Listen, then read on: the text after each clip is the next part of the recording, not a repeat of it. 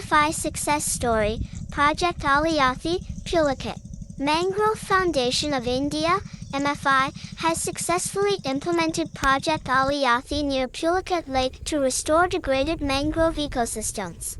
Through community-driven efforts and scientific restoration methods, overall 500,000 saplings of native species like Rhizophora and Avicennia have been planted by different projects including this site since 2007.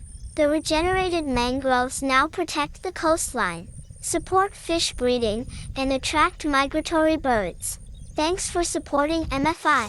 Mirasa, Pulicat, National Wetland Champion and State Green Champion and member in District Coastal Zone Management Authority, Tiruvallur.